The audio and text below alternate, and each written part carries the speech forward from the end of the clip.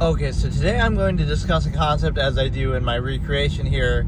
Not so much a specific episode, although I guess I could have made it one. What I used to call the genesis of humanity, which is kind of a unique sort of term that maybe some people, think of religion when they say that, like, oh, genesis of whatever, like the Old Testament or New Testament, whatever, some Christian, book, or like the first chapter in the Old Testament or something like that. Right, so, but it really has nothing to do with that. Of course, the word Genesis just means like the beginning of something, the origin point of something. And so what I used it to refer to, hey, how's it going? Man, these roads are horrible though. I normally don't go this way, but you'll get the rumble, the first person rumble effect here in real life. But no, the genesis of humanity or the species, which I called basically like returning people to their original state, and what I call like inherent man, or again, what I did the last episode, self-actualizing from an inherent base state. It's like, what would you be like if you took away all the contrivance and indoctrination? And you might think, oh, that's a bad thing. Like, it's good that we have indoctrination, and it's good that we, do that. It might seem good, but wouldn't you rather choose that for yourself? So like, a lot of things you're influenced when you're too young to think for yourself, and then you decide to, adopt them, sure. But that doesn't mean that that's an absolute, or you should do it without question. And so, again, it's used to control you just as much. So in the name of like, oh, of course, we indoctrinate people when they're young so they don't grow up and kill people, even though sometimes some people still do that. But whatever, it's like, it doesn't mean that you should accept everything blindly, right? So if you become sort of return to that state, right? Think about it objectively. Try to return to that state of your own volition, like when you're 15 years old or old enough to think for yourself. Now be like, okay, I'm going to return to a neutral, objective state. Am I in Birmingham? No, I'm in central New York, Syracuse, New York. Right, so do that of your own choice and your own volition. And the reason why I say that is because maybe everything is perfect, and maybe you'll come to the same conclusion of being exactly the same person you are, right? But the likelihood of that is pretty much 0%, especially when you look at the sheer number of people, like a mass collective group of people. Oh, no, I said no. I'm not. But it might be a little delayed, because sometimes people will say that. Like, they'll say something and then I'll respond, but then it takes a minute to... Or it could just be that they can't hear me over sometimes the car. But we got to rate and review the shitty roads in New York State, because so many of them are horrible. Like, I was getting mad that day. Like, what am I paying taxes for? Either because the plows weren't plowing the snow, or either because the roads are so bad. It's like, dude, what do I pay taxes for? But yeah, like getting back to the origin point, so you kind of equalize all the influence that you have. So you're old enough to think for yourself finally, and then you decide to... Where am I at? I'm in Syracuse, New York, so it's like central New York. So you take all the influence that you experienced when you were younger, in your youth, that you didn't choose, that you didn't have any control over, that you didn't, have the ability to critically think for yourself and choose anything. So now you take that and you say, okay, it might be positive, it might be negative, whatever, but you didn't choose it. So now you say, okay, I'm going to equalize all that, neutralize all that. It's not negative, it's not anti, it's not like, oh, you're rebelling against it. You're just simply neutralizing it, and now you'll say, okay, now I'm old enough to think for myself, so I'm going to decide for myself what I actually value and what I choose and what I'll do, instead of being defined by that forever. And that's often how people are. They'll be defined by things they didn't choose, and now you'll think, oh, that's my interest or that's my hobby, but it's only your hobby because you were exposed to it then, or you only like or dislike it based on experiences you had when you were younger, which is kind of narrow and myopic and limiting, right? So why not free yourself of that? It's a hard thing to do, and especially with like your family, for example, regardless whether your family's good or you love them or you hate them or they mistreated you. It's like, where am I going? I'm going like more outward towards like Utica area, like almost towards Albany, like in between Syracuse and Albany. So I'm going from Syracuse to almost like halfway between Albany and Syracuse. But yeah, it's like you equalize that and you say, okay, like with the family, technically you didn't choose your family. So even if they treat you well or they treat you poorly, it doesn't matter, right? You would have the strength to say, okay, I'm going to be objective and I'm going to neutralize that. So it's like, oh, you hate your family, but actually you don't, right? In this hypothetical example, you don't hate your family, but you don't place any undue special emphasis on them either, because they're just random people. This is like amalgam theory, like, oh, the human race is my family, everybody's my family, right? Think about it like that, objectively. Like, treat every human on the planet. So it's not that you're negatively treating your family, it's that you're saying, like, oh, I'm treating my family the same way I treat anybody else, any other human being, because they're all part of my family. Or I treat people in my local environment the same as I would treat anybody halfway across the world. I care about them equally because I care about people inherently, just because, right? Like the human family. The problem with that is it'll be framed as a negative, like, oh, specifically we're treating people in our immediate environment negatively, but you're not. It's just that they expect special treatment, like, oh, you got to be nice to people, but why be nice when you know somebody's starving halfway across the world, right? You want to be nice to them too. So it's based on the hierarchy of needs rather than the nearness to you, like the proximity and all this. So it's a hard concept, but again, neutralize a lot of that, return to your base inherent state. So let's define exactly what that would look like, and then you can choose for yourself instead of treating it as a false absolute contrivance response, which means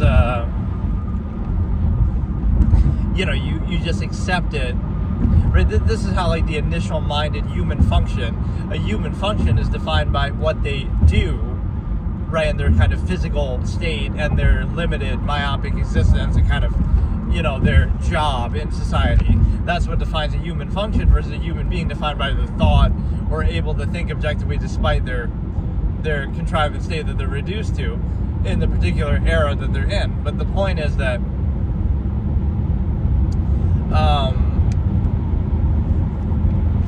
what it means is your inherent state of being would be like very free and uninhibited. So it's one thing to practice something, your lifestyle is defined by the era that you live in, the technology, the culture, the government, right? Those things are going to influence you, right?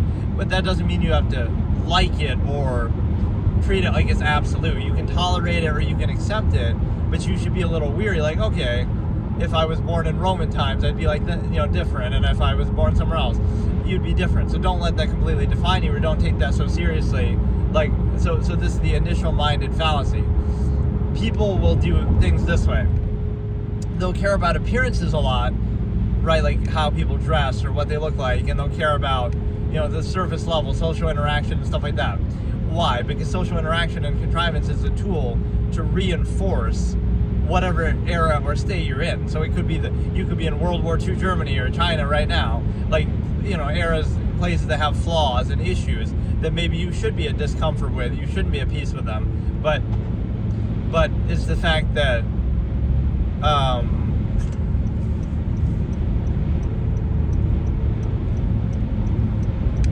right, maybe you shouldn't be at peace with them, but that's what social contrivance would be. It'd be like, oh, let's just reinforce whatever's in front of us, and let's just be positive about it and stuff like that. Be nice to one another. Hey, how's it going? Right, so that would be social contrivance as a tool to reinforce anything without credibility or without any standard. And then the other point is the fact that on the initial basis, that's why people care about appearances so much, because, like, appearances really don't matter. Like what you dress, how you wear, your hair, all these kind of things, tattoos, piercing, none of that actually matters or has any impact on your life at all, right? So what does it actually do? Appearances, and even social contrivance, stands to keep up appearances so that people don't think too deeply or question the state that they're in, right? Whether it be literally the state, like the government, but I just mean like the state of their life, their society, their everything, right? They won't question it or think about it too much if the appearances on the surface level are good and if they have their little bread and circuses relative comforts. And so what that means is you basically are concerned with the surface level because you wouldn't be at peace with what's underneath. You would have cognitive dissonance about the specified state, regardless of what that specified state really is. It's like, it wouldn't be universally accepted. no matter what, some people might like it. Okay, this is exactly how you would live if you had any other choice, right? Our exact society, our exact culture, maybe you would come to that conclusion, but it's unlikely that everybody, like hundreds of millions of people, would do that. No, there'd be variables, there'd be different preferences. You can't assume somebody's intent. Somebody might be happy living out in the woods and being a minimalist, right? You can't really assume that. So what I'm saying is that that's why the initial basis is so powerful or so important, because of the simple fact that you keep up appearances so that you don't question the reality, or so you don't think about the reality. So that would apply, that shouldn't be necessary. Like, the appearances don't have any impact. So you should be able to lay everything bare, but then you wouldn't put up with the contrivance state. So I love that that's something people actually care about. Oh, you care how everybody looks or dresses or what they wear or how they present themselves socially. So you're so concerned with the surface level of how everything is being presented to you, of how this curated is. It really is very much like, a Truman Show-esque experience. That's basically what society is. That's what people don't realize about that movie, which is actually my favorite movie of all time, is the fact that, yes, people like it somewhat for the right reason, like it's a satire and reality TV and cult of personality and stuff like that, but it's something much deeper, because to me it's like, it's about a society and everyday life. Like Sea Haven, the town obviously in that movie, is like an analogy for society, and you and me are the ordinary person, is like Truman, because what happens is everything is, again, about keeping up appearances so that you don't realize, the whole thing's just artificial and arbitrary and there's no actual basis to any of this. So it's not so much that you would revolt against it or anything like that. It's just more like, you can do anything you want, be free in nature. Like, there's nothing that says you have to live in this exact way, except for the fact that, corporations have taken monopoly over natural resources, so they almost force you to. But it's just like, it's just random, it's just arbitrary, it's just established. But just because something is established doesn't make it right, or doesn't make it, again, something that would be uniformly accepted by everybody if you actually thought about it. So that's the point. Appearances are dangerous because you're trying to cover something up. You shouldn't need to worry about the appearance. It shouldn't matter, right? You're trying to cover something up, and you're also trying to distract, and you're trying to keep everything looking good on the surface. That way people don't think too deeply about what's underneath. Right, so that's the wrong approach to take. You should be able to look fully and deeply at it and then decide for yourself whether it's what you'd actually like. But that's the problem, is that people wouldn't uniformly accept the same thing so broadly. So now you have to kind of, it's the way that I just described contrivance in general, right? The way that your state of life right now was arrived upon is not through logic and reason and you thinking about it. It wasn't like, you thought about it, you decided for yourself, and then you did what you did, and now you're living your life. Or like even society as a whole, they thought about it logically and you arrived here. That is not how it happens, nor would it be exactly the same, certainly not universally for everybody, if that was done. So it's achieved not by answering all the existential questions or by answering anything or providing some sort of basis. It's actually done by bypassing and distracting from that. So how does it do that? We'll indoctrinate people when they're too young to think for themselves.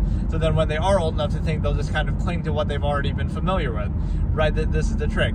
We'll try to train them like animals. We'll condition them. We'll kind of do this reward punishment thing, right? We'll threaten to starve them out, like, we'll put your resources at risk. We won't feed you if you disobey us. Like, all these things that point to, like, wait a second, none of that actually validates anything of what's happening. That's all like just pure force. So that's like saying, you could do that to validate anything then. Right, dictatorships could do that. Yeah, if you don't agree with us, we'll starve you out. We won't give you food. Like, yeah, that will get you, make sure you're fired from your job. Like, that doesn't actually make an argument, but this is how parenting and indoctrination works. So you realize, the state that you arrived at was not done in a logically sound way, right? It was done by bypassing that, not by answering the questions, but by not asking them in the first place. Again, bypassing them. So that's a dangerous game to play, but that is it. So when you realize that, now you'll think, so it's like maybe you should question your own life and your lifestyle and the state that you're in, because the way it was arrived upon was not your choice. It was not critically thought about. It was not a result of logic and reason and thought. It was a result of bypassing all of those things. Again, you're indoctrinated before you're old enough to think for yourself, before you can critically think. You are controlled in ways similar to animals, like trained like an animal, conditioned like an animal. They're like, oh, we're going to starve you out and deny your next meal if you don't do what we say. But that could be used to justify almost anything, right? That doesn't mean that, in fact, not only does that not mean it's a sound process, it kind of means the opposite, because that shouldn't be necessary if what you're doing actually makes sense. And normally what the problem with this is too, what people don't understand about this is it's not about a specific thing. Like, you might say, oh, but this is a good state of being and we have like a good thing going with modern technology and society, even though it's not really sustainable, or it's kind of, you know, a bubble that's going to burst kind of a thing. But even never mind that. The point isn't to necessarily dissuade a certain lifestyle, say, oh, like, oh, you're doing something wrong. It's just more so to make you question it from the inherent base state. Like, would you really have chosen this on your own? Maybe you would have. Most, you know, it wouldn't be so uniform that everybody would have chosen the same thing, though, so that's how you know it's unnatural. But what happens is, it means that it wouldn't be something specific, exclusionary to everything else. So it's not that you're saying, oh, this is a bad state of being, or you shouldn't be in this state, whatever that might be. It's more broad than that. It's like, you wouldn't be in this specific state compared to any other state, right? So like, how do you specify it? It's not saying that there's anything wrong. With this state could be perfectly fine, just like countless other states could be perfectly fine. But how do you limit it? How do you say that this is the only state, or this is like a uniform state that, you know, the majority of people are in? There's no actual credible basis to do that, especially because you have to assume their intent. And you have this unqualified empirical authority behind it, and you have like this non-accountable basis, like a pretense will be posed to justify that empirical structure. Like, oh, you know, we're doing this in the name of blank, but then it's not actually held accountable because it could be done better, or it's, you know, just used as a pretense and a prop, not really fully committed to. And you can always do better then, and you can always hold it accountable. So what it is the fact that basically, this is actually one of the better views of nighttime that we've gotten. A lot of the time it's either so dark or so snowy and stuff that you can't even really see what's going on, but this isn't too bad, I guess. Right, with the weather kind of clearing out. Oh, man. I think people are more interested in that. We get more questions like, where am I? Or people guessing, you know, more comments, guessing where I am and stuff like that. So people care more about the IRL thing that I'm doing, just driving, and showing that, than my actual topic and commentary, because it's just too niche of a thing that I'm doing. But whatever, it's like, you know, or the number one comment I would get in regard to that is like, what are you talking about? Because nobody knows what I really am talking about. But, or like, here's a good fallacy that I kind of coined myself in my old debate format. It's basically like, somebody was saying that, like, oh, I'm calling something a fallacy. This is the fallacy of blank, right? And then they question me and say, oh, that's not even an established fallacy. That's not even a fallacy. And it's like, yeah, but like, by that logic, it's the origin point that you're thinking about, some preconceived notion. Oh, so no fallacy can exist unless it's already been established by some random dude in the past, right, who wrote about it or talked about it. It's like, couldn't we make a new one if it applies and it makes sense? Like, somebody at some point came up with those, so why can't we come up with our own? So by that logic, nothing new would ever come to exist, and we just accept what's already established as an absolute. But then if that was done, then nobody would have ever done it in the first place. So this notion of like a set reality, right? Like, everything is set in stone, that's already established, and nothing new can ever come to exist. And that's kind of how people are cynical a little bit in the modern day. Like, oh, every idea out there would have already been thought of, so you're not even going to try to think for yourself. But, you know, that's not necessarily always true, or, you know, even executing on the idea would be a little bit different than just simply having it. But yeah, there's a great power in like de-specifying and depersonalizing thought. Like, you can just objectively think about anything. Like, even what I'm doing now, it doesn't matter. Even though this is like, okay, I can take credit as my old debate format, and like I've discussed this stuff over the years, it doesn't really matter, right? Don't focus on the individual, focus on the ideas. Like, you know, people look in a very narrow way in everyday life. Like, oh, you talk about this one subject, so now you're defined by it. Oh, he's that guy who talked about that one thing. But that's too myopic of a view. Like, anybody can think about anything, right? So this is the disparity between the infinite objective mind and the limited subjective physical state. So like I was talking about at the beginning, between a human function and a human being, right?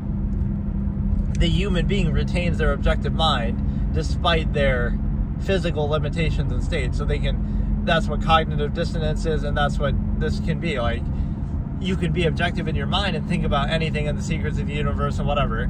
So you can be objective in your mind, even if you're limited and physical and subjective and myopic in your body, right? Versus the human function, which would, we're going to reduce the mind to the physical state. So everything is built around that, and we treat that as an absolute. So that's where people get into condemning thought. Thinking is bad, and like, it's an outward thing, not just a natural state of what defines humanity.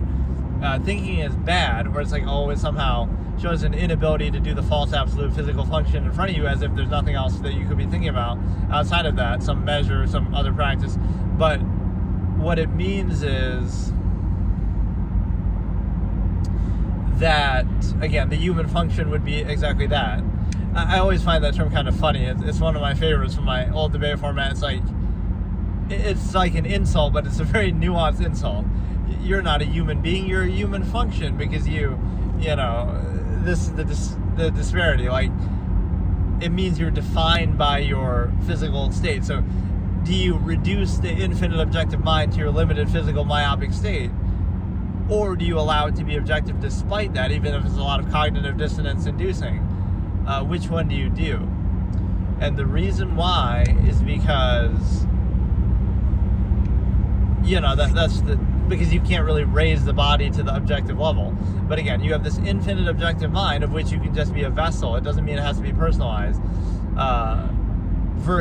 Because that's really the immature way that people think.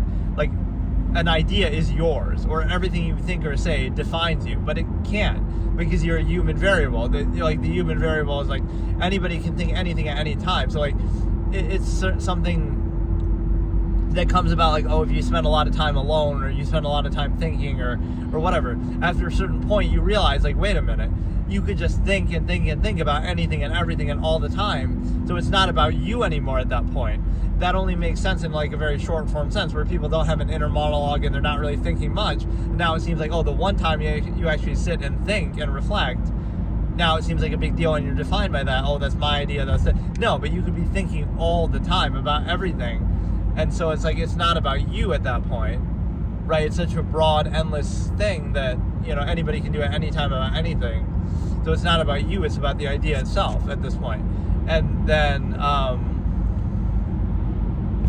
even treating as an outward thing, like, you're being controlled by a process instead of actually thinking about the process and being self-aware about the process. So the process is still present, and if you were aware of it, you might have issue with it, but you won't think about it or be aware of it actively. And so it's kind of like, I always find that funny. There's everything is thought or a reaction to thought. So even social contrivance, even entertainment, thought, favoritism, escapism, everything is a reaction to that same thing. So would you rather get the real thing where you're aware of it and thinking about it, or would you rather not think actively, but you're still controlled by your thoughts, or you're still, processing that way? So wouldn't you rather be aware of it and then you can counteract it or choose, instead of just mindlessly being controlled by it on like an instinctive basis? Like, you have certain things going on in your head, but you're not aware of them. You're kind of just reacting socially on the initial basis, and that's how people are controlled in a mass scale. So it's like, what that means is this like initial surface level existence where you don't think, because that might cause you discomfort and cognitive dissonance. But the solution, that's like saying you don't like what you see, so you close your eyes. That's not the answer. Like, if there is some cognitive dissonance, then maybe you have to address it. Maybe there's something wrong. Maybe there's something you would take issue with. And so what that understands is you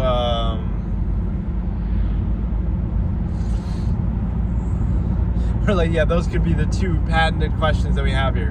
What are you talking about, and where are you going? Those are the two things that people care about on my YouTube IRL streams here that I've been doing while driving. Where am I going, and what am I talking about?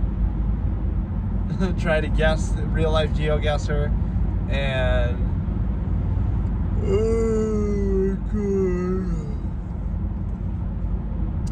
I don't get why the viewer count goes to 0 though. Like I said, when I'm watching on my other phone, just to see the chat, although it does show up on the other screen anyway, of the phone that I'm streaming on. I guess the camera quality is decent, but this is always in 720p, not 1080p. And the reason why is because it would either crash or the performance isn't as good. So this is like a happy medium, like where it still looks good, but yeah, I'm pretty behind on uploading these on like a weekly level. I did like the first week, which goes up to like the 10th of December. So like I'm a month behind, which is fine. But like if there's something time sensitive, I guess. Yeah, that's the initial basis. Like compare the infinite objective mind to the limited physical state. Once you think a certain amount, you'll realize, oh, don't personalize, don't specify thought. Reduce it to social contrivance. Would you rather be aware of it as the same process? So you can either be aware of the same process, or you can be subject to it without thinking. So like the part where thinking seems like a bad thing, or where it's specified or personalized, is just kind of narrow. It's like the same exact thing is happening, the same exact process is at work, but in one case you're aware of it, and then you can decide what to do, which might cause you discomfort. But then the other alternative is, oh, just don't think about it and just react on a surface level and be controlled by it. Like, why is that a logical thing to do? But yeah, whatever. Getting back to the genesis of humanity, a human being in their inherent natural state would be much more free, and it wouldn't be so rigid the way that we treat it. It's kind of like when people, oh, a person's hyperactive. But like, why shouldn't you be hyperactive? Like, oh, that's a condition. Well, you're not meant to be in a half-mass reduced state like a trained animal in a cage. You're meant to always be active and doing something, and productive, and you would have that desire naturally. So why? That's not a bad thing. The bad thing is that you're held back from doing that, and you're inhibited like a trained animal. And because you're in this overextended state and doesn't follow the village of 100 concept by not preserving the stimuli acme to hold a higher state of value of human life, because everything mass-produced suffers inequality for it. And so the point is that you're in a position where basically you understand that, I don't know,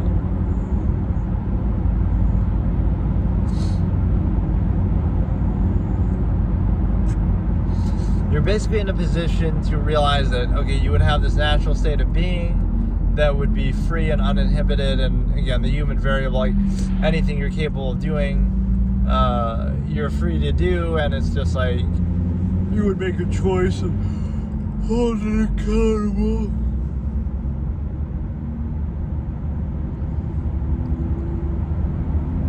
So what you can do with that information is that you understand that, right, it's the same, everything is a process, and it's the same measure or process at work, and so you can decide for yourself what to do with it.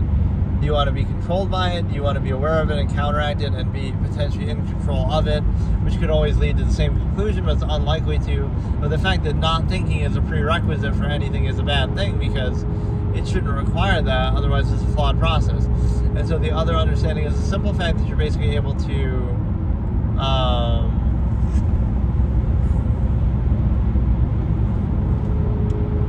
again, go to this inherent state. It's not outward, it's not anything like that. Thinking is not, the default state of human beings should be thinking, because that's what defines them and separates them from animals, instead of, oh, you're going to be reduced to a half-mass state and suffer from the conflict of contrivance. So it's like, either you treat contrivance in society and everything as absolute, but then you constantly struggle against that, whether keeping up appearances to make it seem absolute, and prevent the awareness that it's not, or just struggling against the reality that it's not absolute, like in relationships, like, oh, it's love, it's meant to be as a soulmate, but you have constant complaints and struggle with it. But clearly that shows you it's not absolute. So the simple realization is the fact that, you're posing a false absolute, but it's actually not absolute, and then, that creates a constant struggle, but it sort of misframes the struggle. It's like, it's your fault for not keeping up appearances better, or for not overcompensating for this flawed, imperfect, non-absolute process, not the fact of the expectation of it being absolute that is false or flawed, right? And so, oh my God.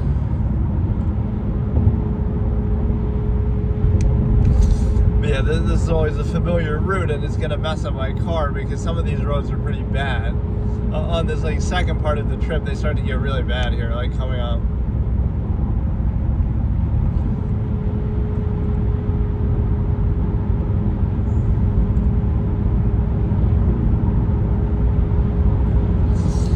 I guess I could just do it like where I don't even talk, but I'm not like that. Like you could just, it's just a driving stream and you can just watch it, right? But no, YouTube's algorithm is pretty wild. Like I'll give it credit that it's very, very hyperactive. You'll get these little bumps. It's very odd. I don't know. Like it's a good thing, but I don't know how it works really.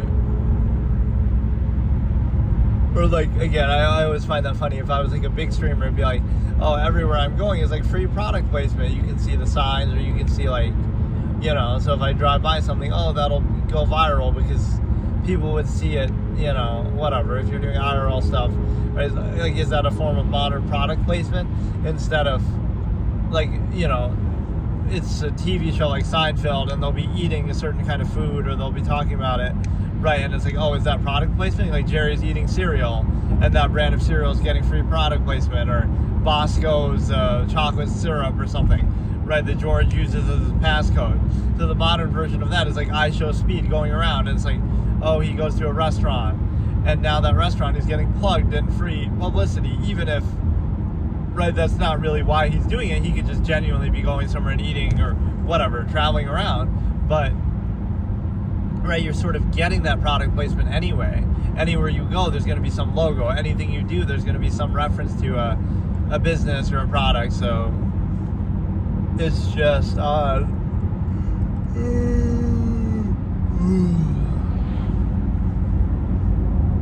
I think that was about as much as I had to say about it. But basically, imagine the inherent state of a human being uninhibited versus this contrived, controlled state that we end up in after indoctrination, and the way it's arrived at is not natural, and the way that I've been pretty tired the last couple of sessions when I'm doing this, so like towards the end I just kind of don't even care. Like I start off pretty strong with something I'm trying to talk about, like I don't even care. Like we did the same thing in the last couple, it's fine. But some of these concepts though are super latent with me because I discussed them so much in the past, where I had like such a clear, like let's discuss this idea here of a thought process. Like a thought process is like a fully fledged established thing that you go into and you think about it and you kind of actualize it from a basic state, right, from a base state. So what you do is like, I can draw upon these things. For example, I can show you a real-time example, right? I can draw upon any of these concepts from my old debate format and things like this, some of these terms and logical razors that I've discussed over the years, and I can draw upon them and give a whole spiel like this, right? I don't use a script. I don't need any of that. Not because like, I'm so smart or something. It means that like you're coming up with this not as you go along necessarily, but this is like the idea speaks for itself. So it's like you're processing it so fully that now you can draw upon it at any time. So a thought process would be like something that's established and that you often establish or create yourself. Like it's like a fully formed take, basically, if you want to use it in this modern lingo, like a hot take, a short form little thing, versus like a long form take, like where you think about something. It could be anything, a subject, a sport, a game, a movie, whatever, right? Think about what you feel about it, right, or some idea you have about it, but think about it fully and deeply and really analyze it, and then, right, that becomes like a latent take that's different than just like a surface level look. So that's often how most people think. Everything is just surface level. That's kind of cool, or that's kind of dumb, or that's all it'll be, right? They'll have some little in passing thing. But why not think about it a little deeper? Like, you come up with a fully fledged take on something that either is, based on your knowledge of other similar things, like, this is like something else from a different movie, like references or, form of preconceived value, or, whatever, just you would have this basis of like, think about it more fully and more deeply than just the surface level, right? And so you come up with a take that's like fully formed. Let me try to think of an example. Like even some of the recent clips I've posted on this channel have been a good example of that. Like sort of topics I've discussed over the years, and now I can draw upon them at any time. So it's kind of a good thing. I use this as sort of like a dramatic example, right? Like this character in one of my short stories has his whole library of books burned, right? That he himself wrote or whatever, right? And it's like, then somebody asked him this question. This is a really interesting comment. Like, he asked him, oh, that's a waste. Now all your work goes down the drain. It was all for nothing. But he says it wasn't for nothing, right? As in, like, the experience of him doing that was very valuable, of him writing all that. Now it's processed, it's like a sense of closure, right? It's like why people write in their diary or why they have social interaction. It'll be like, it'll stay with you now forever, right? So all of these talks that I've had, it's like, you might think, oh, it's built towards nothing. I have only 80 subscribers on this channel. I'm just an unknown clown. But it's not for nothing, because you're not doing it for that external value or attention. You're doing it for, like, the idea itself is what it is and speaks for itself, whether it has value or not. But it's like, that's part of me and, like, my ability to draw upon it and everything like that. So the idea speaks for itself. This video will be there until the end of time, or as long as YouTube is around or whatever the fuck happens. So, like, right, the idea should speak for itself. The value is self-evident there.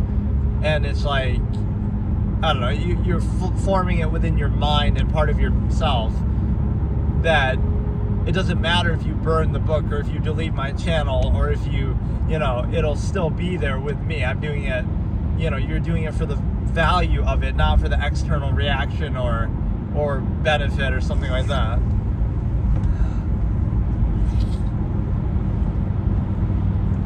So the other point that I was talking about is the fact that I don't need a script for any of these, but what I almost need is like a backlog, like in a fucking game, like a story game where, like, oh, if you accidentally skip some character's dialogue, you can go back and look at the recent dialogue.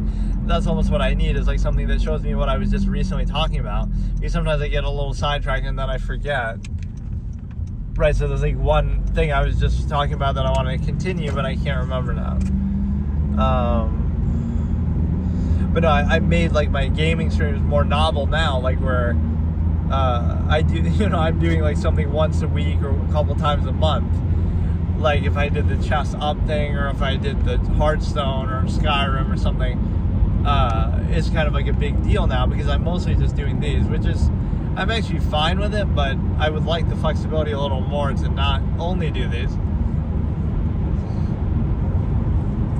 So yeah, I'm done. I forgot what I was even going to say aside from that, but basically the genesis of humanity, let's try to return people to their original base state, uninhibited, free of contrivance, indoctrination, and then they can decide for themselves what they want to be like, which is unlikely it'll be exactly what we have here in front of us in society. And so it's a situation where obviously you reach this uniformity, collective mass, mindless state, you know, normalcy is nothing more than mediocrity.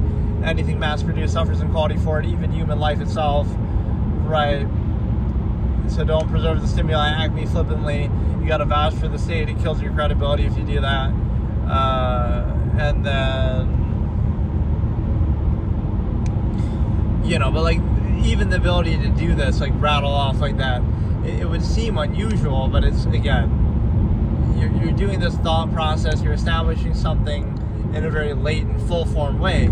It doesn't mean whether it's even substantial or profound or not, but it's just like, it's a fully formed take. It's kind of, again, some of the clips I posted on here, like, it's something that you observe, and then, so it makes you kind of a little jaded in a way to, like, social interaction or some initial basis. It's like, you've already done that, like, you've already considered that, so, like, what's the point now in discussing it, right? It's not even like, oh, being closed-minded. It's like, when people use certain fallacies or certain things that they're impressed by or whatever, it's like, if you're just aware of it, then that's it. Like, you don't need to insist upon it. So, I don't know, if you think about, like, everyday fallacies, it's like, oh, now I can refer to my channel and say, oh, I posted a video explaining that exact fallacy and how it's, you know, dispelling it, instead of having to actually put up with it and whatever in everyday life. So,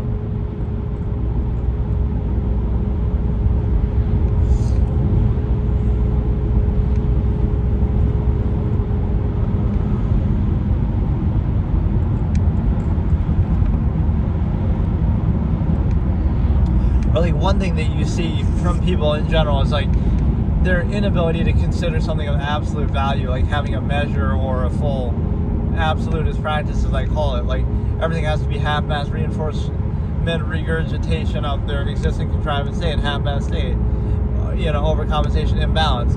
There can't be any true absolute value that would put that to the wayside or see that as an obstacle. It can't even exist, right? It's not only would they not do it, but even the appearance of it or the possibility of it would be shunned or seen as a negative, right? Everything is like half-mass, false absolute, inhibited state, overextended state. And so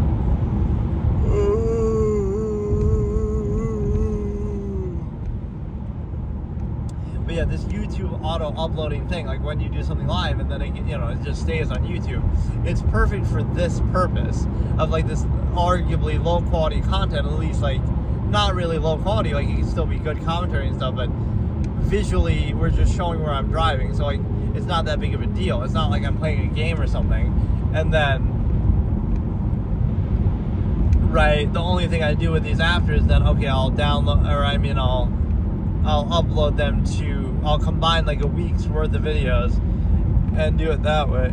Like upload it onto my other channel as like a whole week's worth, which I've done. Again, I've done that with the one episode on my second channel, so it's like, bro, I called it something stupid like bro hates doing face cam, but ended up becoming an IRL streamer anyway, skull emoji, clown emoji, like,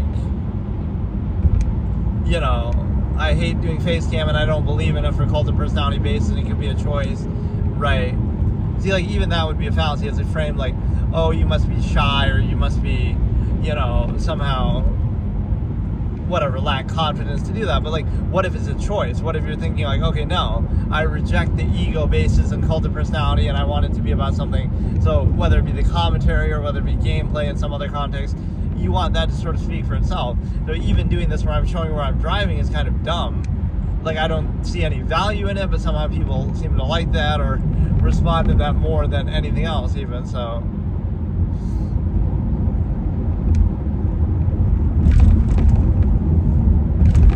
Yeah, I said that before too, and I should really do these in the daytime, because either I have more energy or, again, you get like a better view in the day and stuff, so.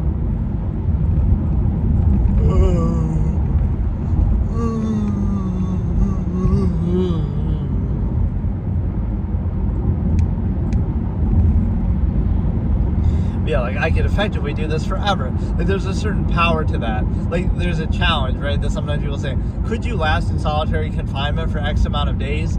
Like, do you understand who you're talking to? Like, that's called living in society. I do that every day. You're in your little room, in your little house, in your little white picket fence prison. Society is a prison and your house is a prison. It's like you're doing that anyway. Or like I have this analogy that's very profound of like staring at a wall versus staring at a screen. So like think about this kid growing up, and it's like they're expected to be doing something on their computer. So they're sitting at their computer, and so they use it as a front, using favoritism as a front, when you're actually of absolutist in mind. So it's like you have some game open or some video open or something on the computer open, but you're just doing that as pretend, right, where you're not really interested in that and you're just kind of thinking, which again, everything is thinking anyway, even if you're doing the game or a show or a video or something. It's a reaction to your ability to think, whether it's shutting it down or distracting it and reducing it to externality versus actually thinking just objectively, inherently, whatever, being self-aware. So what that means is, right, imagine that. They're using that as a front. So like if anybody walks by or anybody's watching what they're doing, oh yeah, they're just playing a game, they're just watching a video, they have it there. They're using it as a front, but in reality, to cover up the fact that, oh, they're thinking, because thinking isn't allowed in a contrivance state, because, oh no, that might invalidate it, that might be a bad thing. That means they're crazy. Like, not the fact that it's not compatible with a forced, contrivance state that would be unqualified. So what that means is,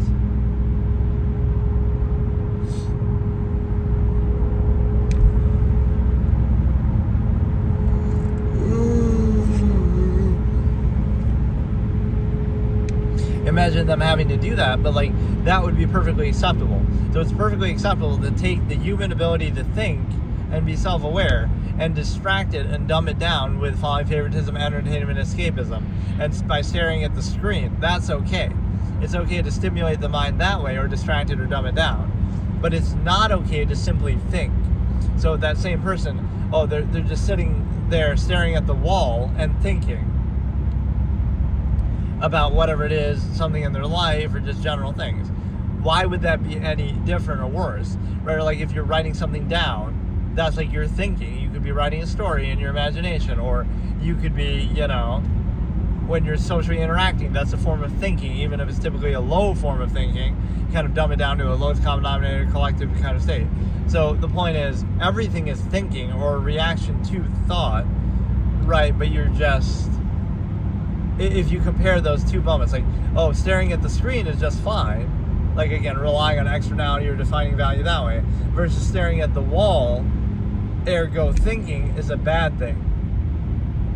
Even though, again, they both are just involving thought, one of them just directly, and the other one kind of by distraction or counteraction. So why is that a bad thing, and why do you have to use that as a front, and why is thinking like censored as if it's such a bad thing?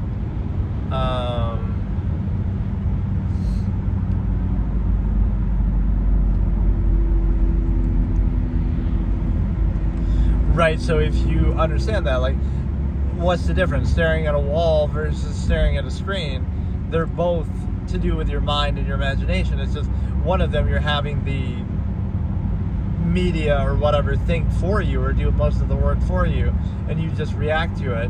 Whereas again, staring at the wall, it's like you're doing more of the work yourself, and you're imagining or thinking or considering. Again, why should that be a threat, or why should that be a bad thing? And just thought in general, or even the appearance of somebody thinking and being pensive, measure, as I call it, like something else that you're doing altogether, thinking about, or even the fact that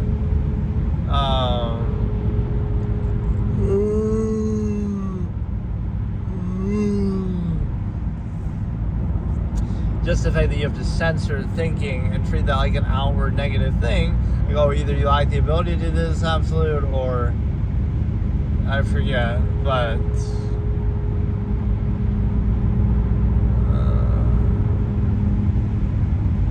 yeah, this has been pretty good, the YouTube experience.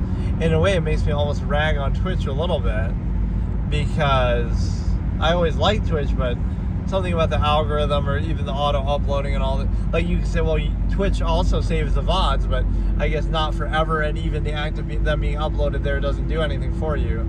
The way that here, at least YouTube is active as for a video site, like, that's where I ultimately would put them anyway. I would download my VODs from Twitch and then edit them and upload them to YouTube anyway.